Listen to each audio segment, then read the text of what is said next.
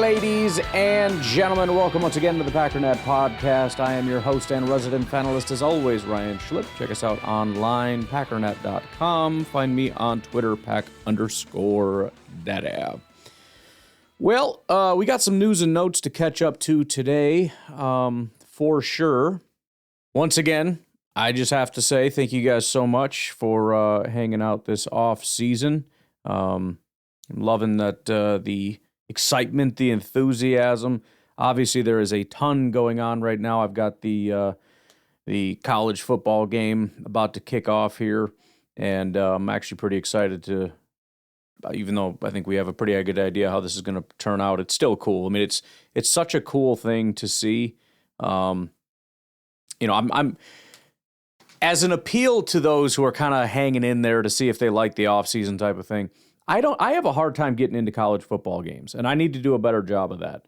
I like watching prospects and all that kind of stuff, and that's supposed to be kind of the gateway. But, you look at this, I think part of the reason I didn't like it is it's the same teams over and over and over again that are good, and it's just kind of the same thing over and over again. I'm looking over now, and it's like, I don't even recognize who's good and who's not. And I love seeing Miami. I'm not saying I'm rooting for Miami. I don't expect them to win the game. And I have, my parents have moved to Indiana. They've suddenly become huge IU fans, which I think is awesome. My stepmom in particular, apparently, who I don't think, as far as I know, she's never really been a big football fan. Maybe she's a Bears fan. That's why she doesn't really talk about it. But yeah, she's all into it. My dad's starting to get into it. So it's very, very cool. But then you see the old Miami guys, the old crew from back in the day are out there. It's cool seeing the entire Raiders staff that's out there to go see the spectacle. I'm sure there are Packers representatives there to watch this game, which is another cool thing. All these different events and everything, Packers guys are always there. But it's like everybody's there right now. It's this big, fun spectacle. I think it's really, really cool. A million different fun storylines. And, these are the guys that are going to reshape the NFL in the future. We don't know which ones are going to be the studs or whatever, but there's never been a draft class where it was like, well, they all sucked. There are going to be transformational people that are going to get drafted. And the question is, who's going to draft them? You know what I mean? So, anywho, lots of fun stuff going on in the world. I obviously don't have a lot to comment on because the game hasn't started yet, but again, just wanted to say thank you to you guys for hanging out. Again, patreon.com/pack_daddy is probably one of the easiest ways. It's not the easiest. One of the easiest ways to support the podcast and the work that I do here. If you're able to, it would be greatly appreciated. Want to give a massive shout out to, boy, oh boy, am I going to butcher it? Bill Pekorski. That's got to be it, right? I think that was easier than I thought it was going to be. Bill not only is supporting on Patreon, but decided to set up his own tier. As I said, if you want, you can get your own tier. You can get it named after you, your kid, your cat, your dog, whatever. Bill set up the Philip Epps tier for $8.50 a month. It can be whatever price you want to, as long as it doesn't already exist. $1.04 or something, it doesn't matter. But shout out to Philip Epps, former Green Bay Packer. He wanted to show some love to.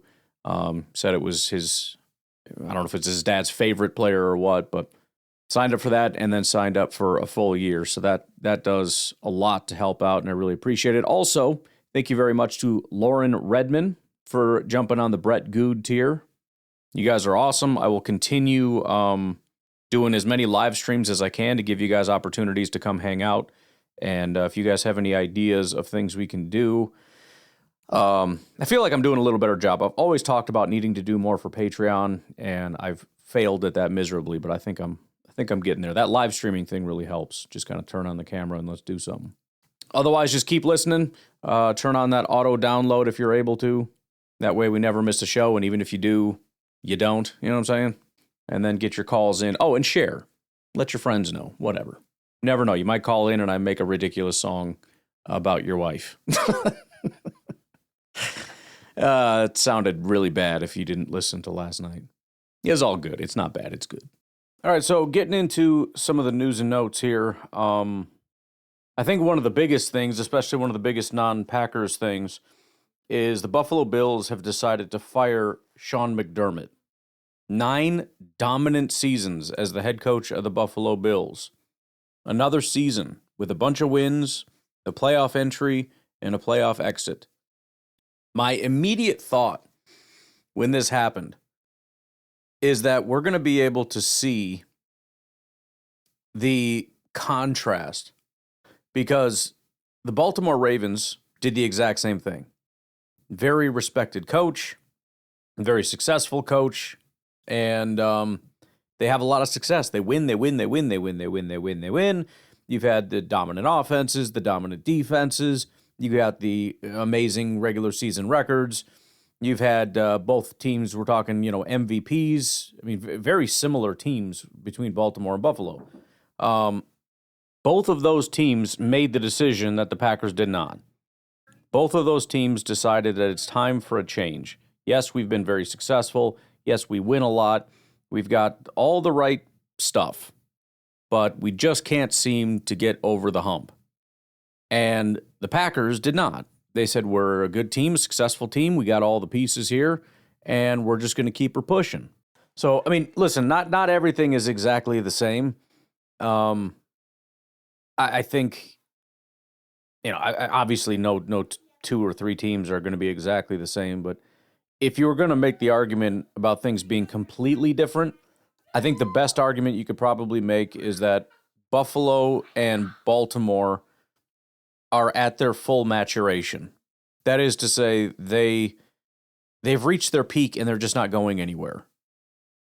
With it would be kind of closer to what we had in 2022 if we still had Rodgers. We'd be looking at this going, I don't know what to do here. Imagine if we still had Rodgers as 2022, 23, 24, 25, and it was kind of same old. We might be having a different conversation. With this, and it's not just Jordan, it's the whole youngest team in football thing. It's the fact that we just got Micah. It's the fact that Tucker just emerged. It's the fact that Jordan really hasn't had an opportunity to do much, and he looked phenomenal in this game. And so I think part of the question that I asked in and of itself, the question kind of helps to answer the question. The question was, at least it was phrased in this way, that, we are a young team that is on, unlike what Bears fans want to tell you that this was our window, this was our chance. No, this is the beginning of a run that the Packers are going to go on. This grouping of people is a very, very good group that can be together for, let's call it 5 solid years. Some of them longer, but let's say 5 years that we can piece together some of the major components here before they are just going to be aged out and have to go. Who do you want leading that? And again, I think that works to Matt's benefit, because although it is the question, the fact that you're asking the question, the fact that you see it as year one of this sort of, big long runway that we have in front of us, to some degree, I think works to Matt LaFleur's benefit, to where you're not looking at this saying, I don't know, dude, we've been doing this for 9 years. And we've had Josh Allen humming for I don't know how many years. And if you can't get it done, at Baltimore, even more so, I don't know how much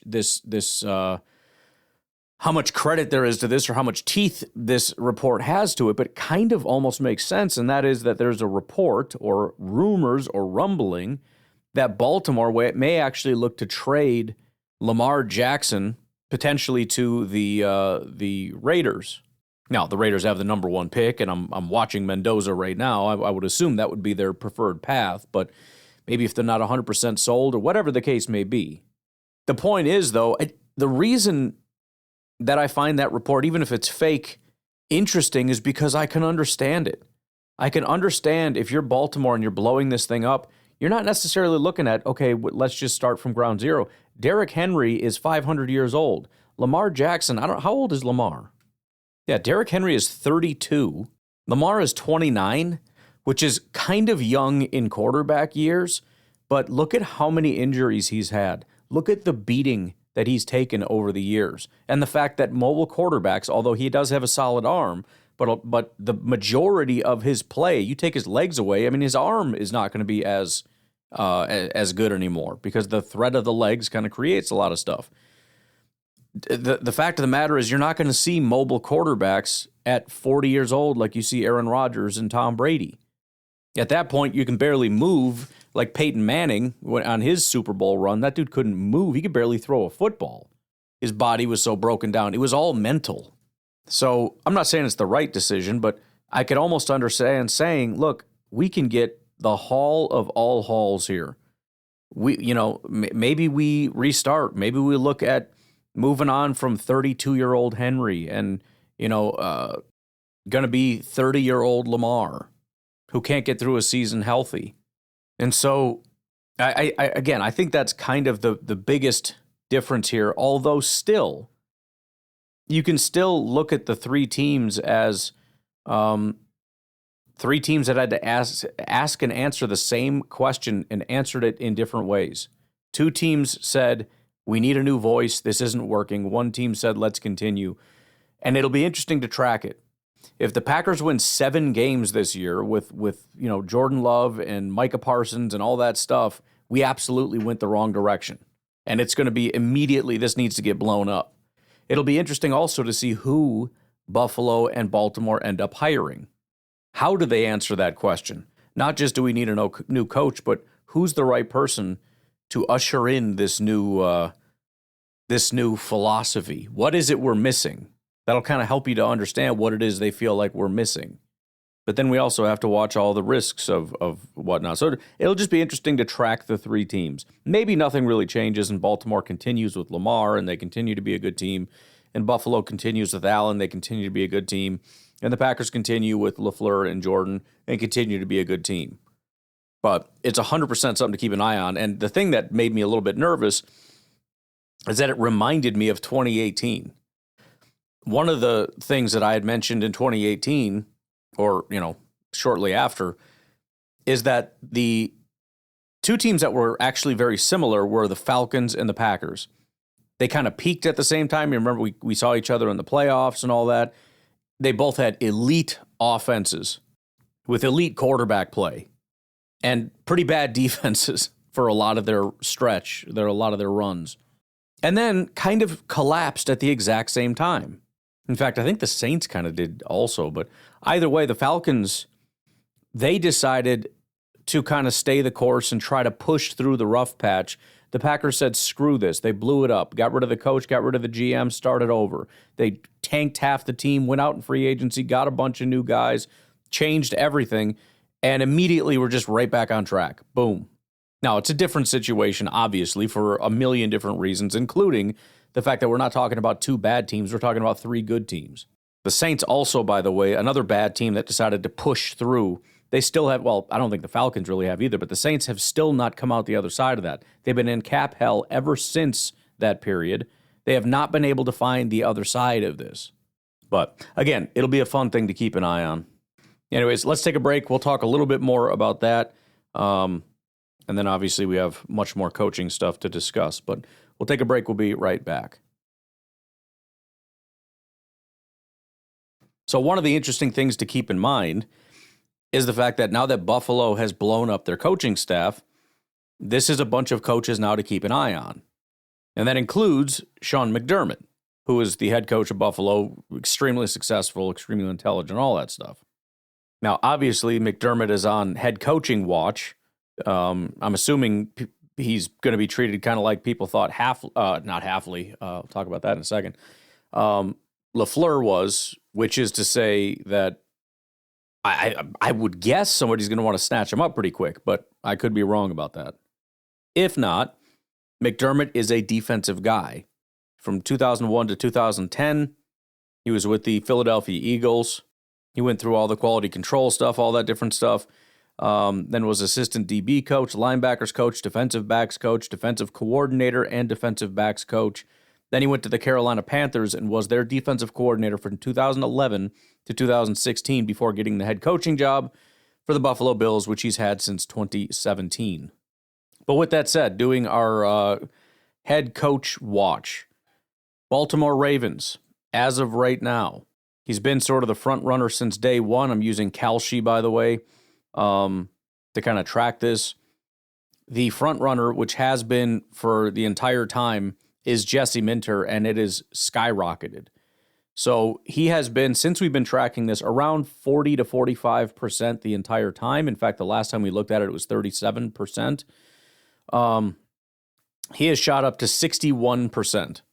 And this has happened since noon on the 19th. So presumably some news broke on here, which shot it from 43% at noon to 61% at 9 p.m. It's worth noting Jesse Minter is not Sean McDermott, so that would take Minter off the board and leave some options. It's also not Brian Flores, unfortunately, who it's increasingly looking like will not get a head coaching job at this rate. Buffalo, on the other hand, the other team that we'll be keeping an eye on, obviously, is pretty brand new, so it's really up in the air what they're going to end up doing. But as of right now, it's looking like Clint Kubiak is at 30%, Brian Daboll 26%, Joe Brady 18%. Still very early. We'll see how that goes. And obviously, as some of these close in and complete, that changes things. But, with Buffalo now becoming available, I think that changes a lot of things. What coach is not wanting to go rush over to Buffalo and take that over and just walk immediately into a Super Bowl situation? Same probably goes for Baltimore, which looks like, again, Minter is kind of winning that. The other teams so far, the Arizona Cardinals have still a pretty close race, but Vance Joseph has been the top candidate since day one. He remains that top candidate at 31 or 38%. Robert Saleh also very close, though, at 31%. Tennessee been very heavily in on Matt Nagy. That continues to be the case. Saleh, again, the number 2 guy at 37%, but Nagy 68%. So that one's looking pretty locked in. In fact, what was it last time we looked at it? This is Tennessee. The Titans. Yeah, I guess it was up to 71%, so we did just get that in time. But yeah, there's been a skyrocket for Nagy since the 14th. He has really shot up. Cleveland, it's a very big back-and-forth battle between Grant Udinski and Jim Schwartz. Jim Schwartz is once again climbing, nearly overtaking Udinski. It's 44 Udinski, 37 Schwartz. We'll see where that ends up. Pittsburgh is becoming pretty heavily Shula. He's at 60%, so that one's looking relatively locked in. Brian Flores is second, but he's all the way down at 22%. Raiders, not a ton going on. Clint Kubiak is top guy, but he's just at 35%. And then there's Miami, who officially did lock up Jeff Hafley. That deal is done. Mentioned that was, I don't know how close to being done the last time we talked, but it was basically done. I had thought for maybe a second that with the firing of McDermott, maybe Miami would kind of pause and reevaluate a couple things and see if he's possibly whatever. Nothing. They just are like, nope, it's fine. We want Hafley. So Hafley is officially gone as we expected, and so the news we all knew was coming, and the need to start looking for defensive coordinators. We were right to do so. Before we get into that whole thing, a couple other interesting job news things. It looks like, hilariously, Eric Bieniemy, who is now the running backs coach for the Chicago Bears, will be returning to the Chiefs as the offensive coordinator. This seems to be just sort of a back and forth thing. So the Chiefs, they have Matt Nagy as their offensive coordinator. They have massive amounts of success. Nagy ends up getting a head coaching job for the Bears. Doesn't go very well. So Bieniemy takes over as offensive coordinator. Then Bieniemy leaves. They bring Nagy back to be their offensive coordinator. Then he leaves to go get a head coaching job again, presumably soon enough. And then Bieniemy comes back to be the offensive coordinator. They just keep cycling these guys back and forth. They keep getting promoted and then demoted and then promoted and demoted, which is honestly fantastic news because, Bieniemy I don't think he's a very good coach, and he apparently is not very well liked by the players and whatnot. But I have to assume he's at least qualified enough, if not overqualified, to be a running backs coach. So the Bears losing him in that capacity is pretty fantastic. Plus, the Chiefs get to be miserable again with Bieniemy coming back to be the the offensive coordinator, who they really don't like. So the bad news keeps getting worse for the Chiefs, which I love. So the Bears did lose a coach. The Lions actually added a coach. And what I think I'd like to do to get you caught up to speed on that, we're going to have our good friend Spenny over at Woodward Sports tell you about their new offensive coordinator. They are very excited about it. They're borderline arrogant about how elite this is going to make their team. And so I want to give them an opportunity to brag about this new offensive coordinator they got, because let's be honest, this guy's a stud.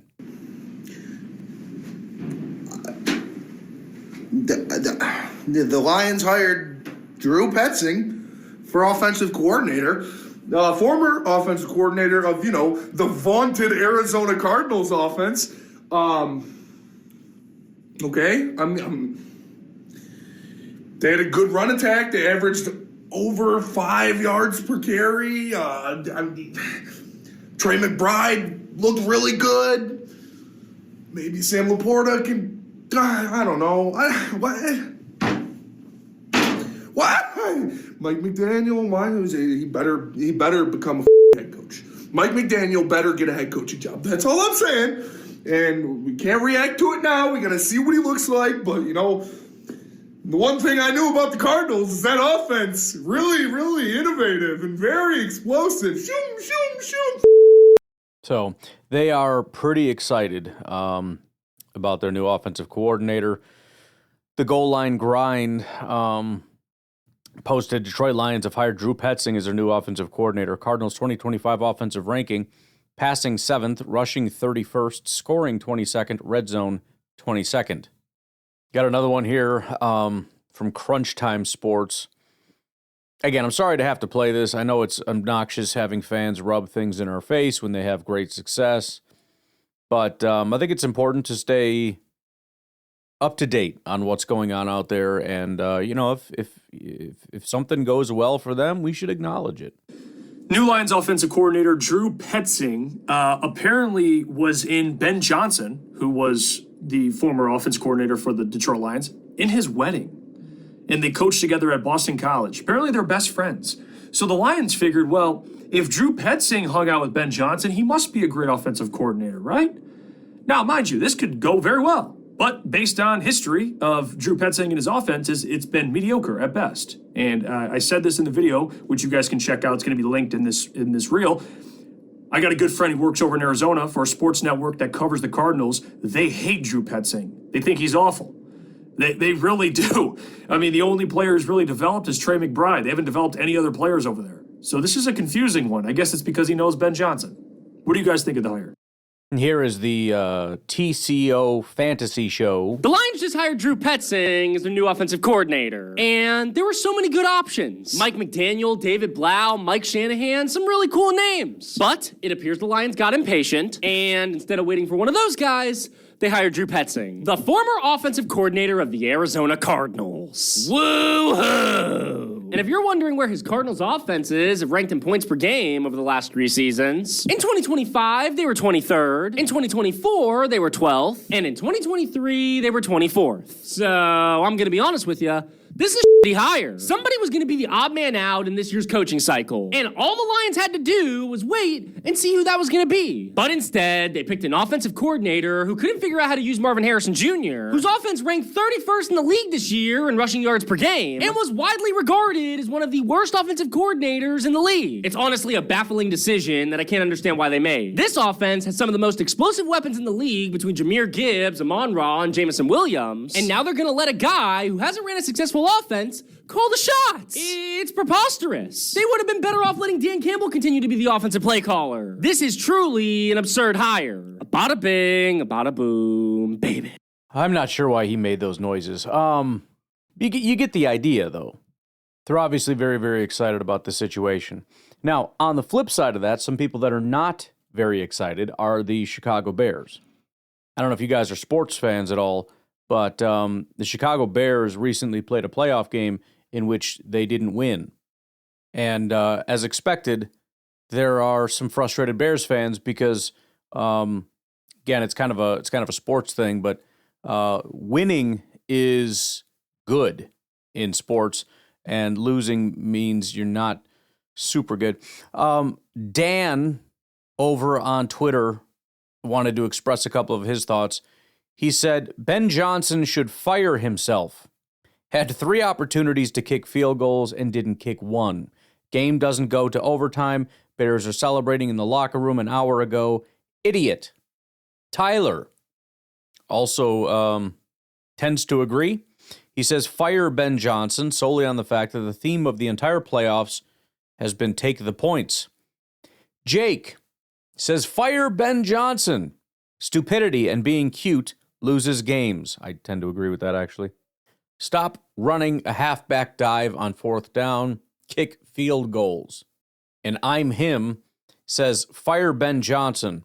4th down decision to not take 3 field goals and lose by 3. And you definitely didn't want to win. You lost that game. Good job, Caleb, because you should have been handing the ball off on 2nd and 6. Another guy that is struggling with happiness is Mr. whatever his name is. Touchdown! DJ held on! Let's f***ing go! Kyler's bringing pressure. Kyler! Sit down, Stafford! Sit the f*** down! Caleb. Oh, it's intercepted. God damn it! Puka in motion. Get on f***ing Puka. They hand it off to Puka. Oh, it's so easy. Come on, Caleb. Oh, no. Oh, my God. Oh my God! Oh my God! Oh my God! Oh my God! Caleb. Oh, he threw a pick. So again, I forget his name, but if you could do me a favor, go find his YouTube, his TikTok, or whatever it is he does, and go support him because his therapy bills must be astronomical. Getting a lot of good content from him, though. It's a good time. All right, let's take our final break. We got to have a little chat about our DC job. We'll be right back. So one of the guys that I had talked about on the podcast in terms of potential defensive coordinator positions, I would put him as my number 2 on the list of guys I'm most excited about and feel like would be the best possible fit.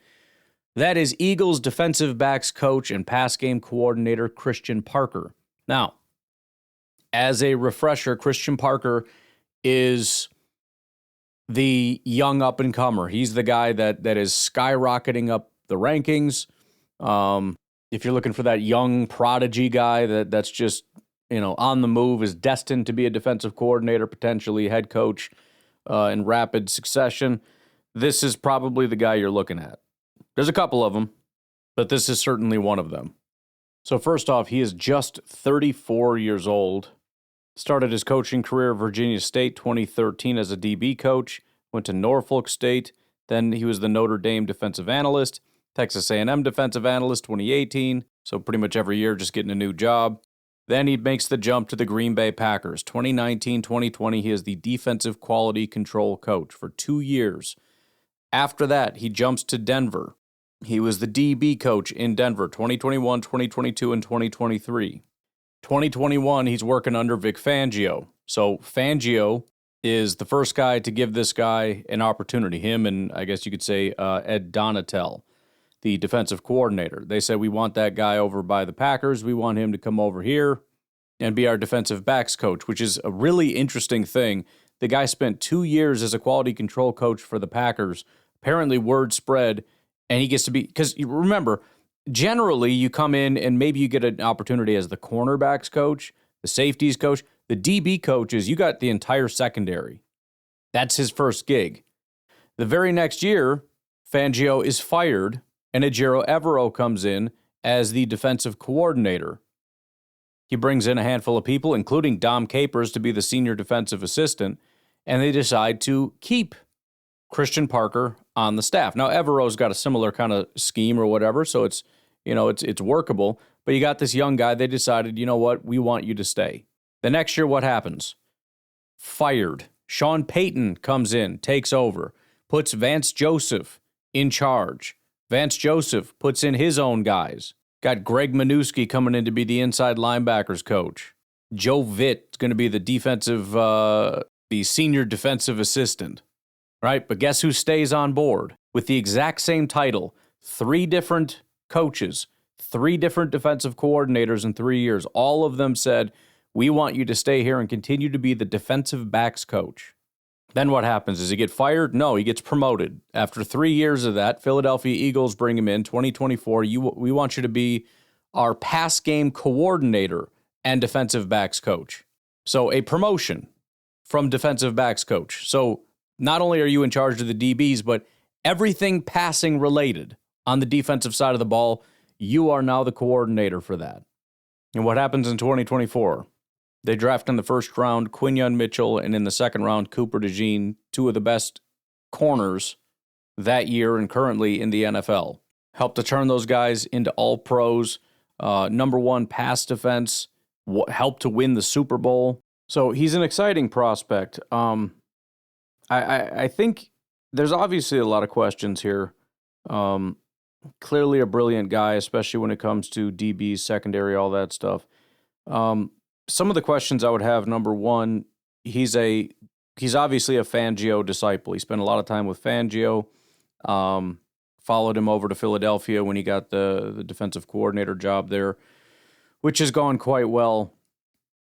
So I guess my concern is similar to the concern I had during and after Joe Barry, and the question I had was, is the Fangio system still working? Now, yes, it works in Philadelphia.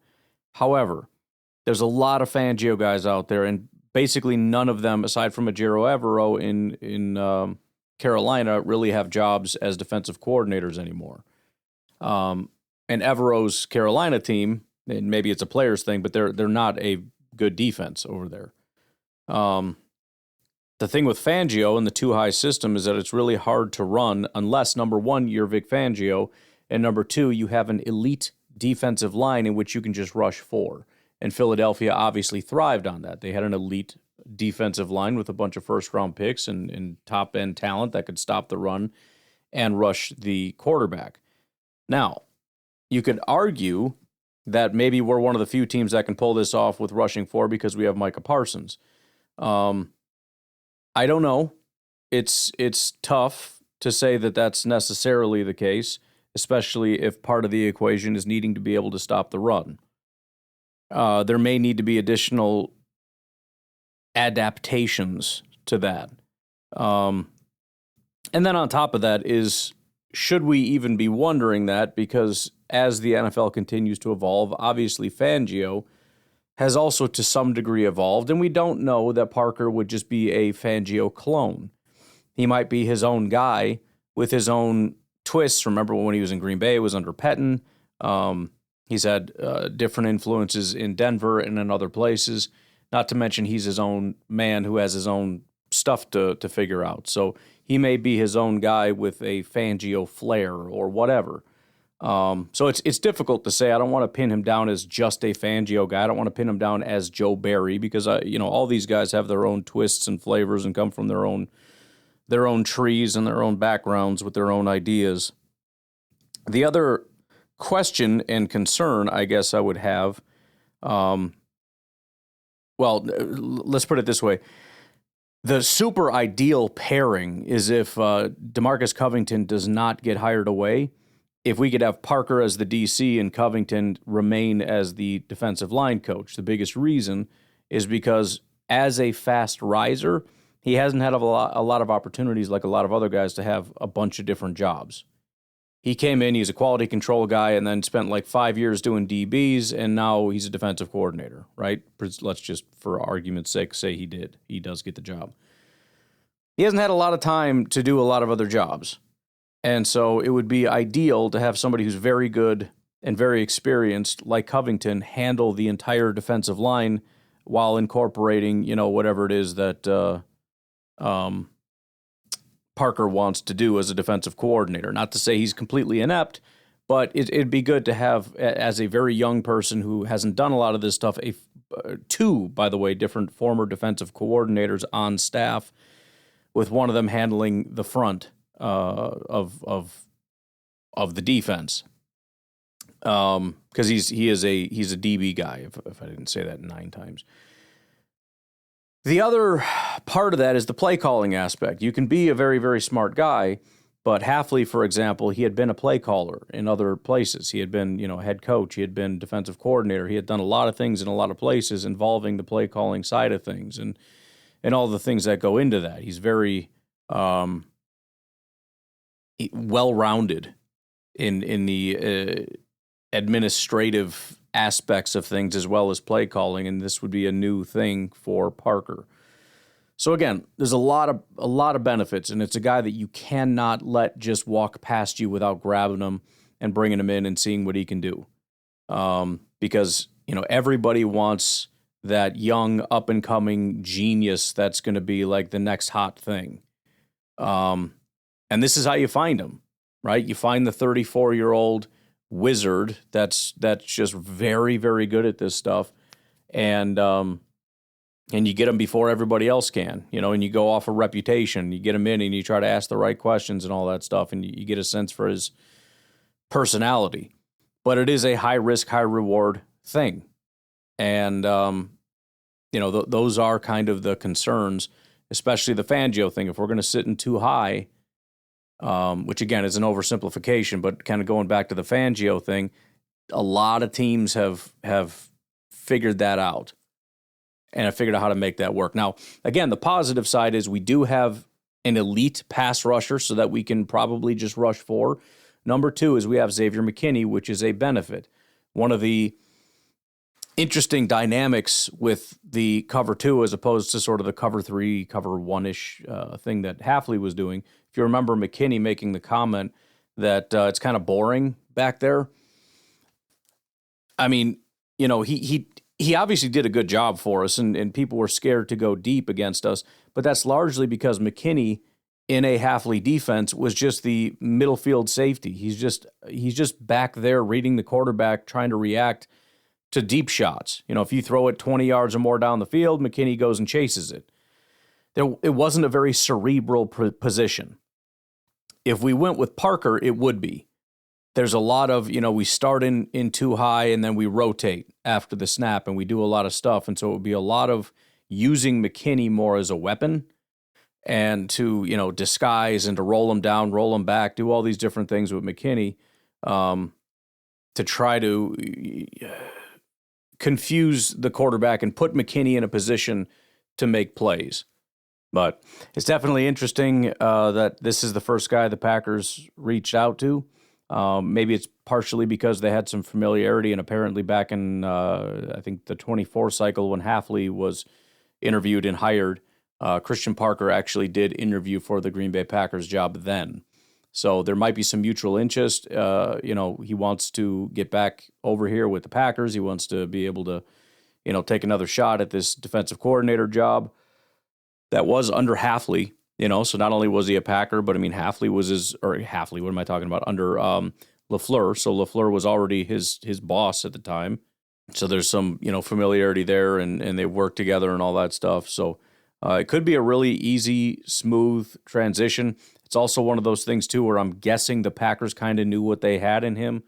Everybody kind of understands you got this guy that one of these days he's going to be X, Y, and Z. Obviously it was way too early and he got poached very, very early on.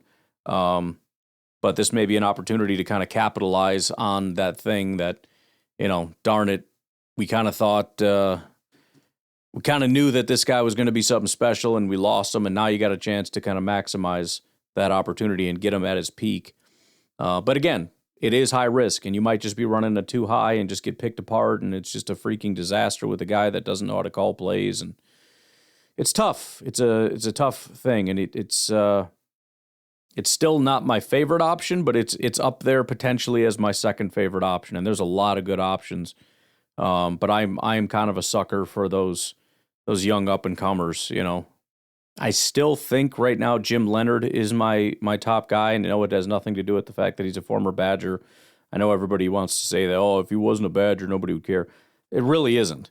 I just think first of all, his reputation is out of control.